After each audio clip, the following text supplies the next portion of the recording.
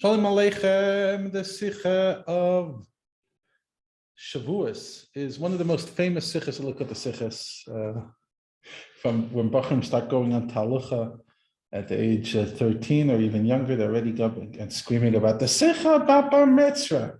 And everyone nods their heads because they understand exactly what the guy's saying. But anyway, it was said on the second day of Shavuos, Tafshin Yud Ches, 1958. And what's amazing is that Teres Menachem did all the work I usually have to dig up myself. They did it all for me by explaining exactly what the Rabbi said at the Farbrengen that didn't make it into Likutei Sichos. So here we go. Okay. So just before that, the Rabbi mentioned that one of the Farbrengens of Chag Shavuos, the Frierdiker Rebbe said that Chag Shavuos is Yom Tov Adash Yeshivas and Rabbanim. It makes sense because that's what they do. They do Torah, especially the Rabbanim who have smicha, even though the smicha is not the level of smicha that they used to be, but somewhat connected to the smicha that they used to have, ish mipi ish, from Moshe Rabbeinu. And then the Rebbe said, we'll sing a Rabbanah Shenigin, I don't know which nigin that was, and a Yeshiva Shenigin. Anyway, then the Rebbe went on to talk about the Sicha of Tznohid Chalashamayim Dinah Bar Mitzvah. Now, like he says, it was all edited by the Rebbe and printed in Chelik Yud Ches, page 28.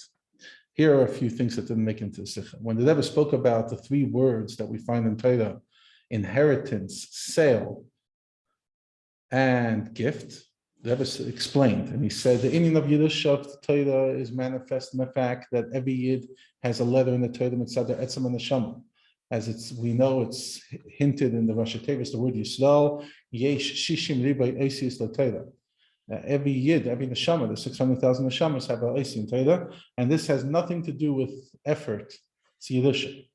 The idea of Mechira, sale in Torah, is the Torah that you get through effort, just like you have to pay money, similar to something you buy. That's not for free, but you have to give money. And in Luchni is what's effort? What's the money you give? That's your Hadavanya, the effort. What's the gift of Torah? That through your effort, you get a lot more than you invested. It's not like a sale, you give $1 and you get the can of Coke. No, you get a lot more. In other words, Rebbe says, even in the matana, you have to do work. Because, as it says, in the Megillah says, if there was no reason for the person to give, he wouldn't give them a gift. There has to be some kind of stimulation to cause the gifter to want to give the gift. The difference is that this matana is not simply a reward, so that's why it's not in the same definition as mechira, because you're getting a lot more than you put in.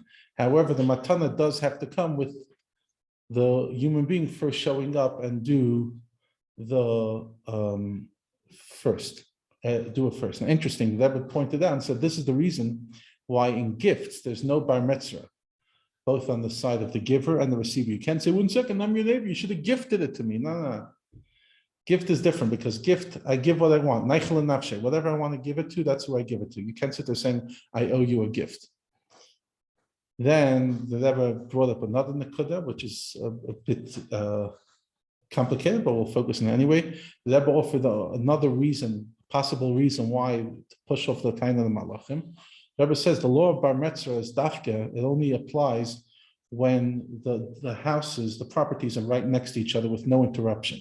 But when there's an interruption, something that cannot be removed, something like really a strong tree or something else, then there's no bar mitzvah. Because bar mitzvah only means that the fields are next to each other and accessible. But when they're not inaccessible, the time is gone. So too, the malachim are in the 5th heaven, which is called Ma'in. And HaKadosh Baruch Hu is higher than the 7th heaven. Aravis is the 7th heaven. L'roichev Aravis, he's riding on top of it, he's above it.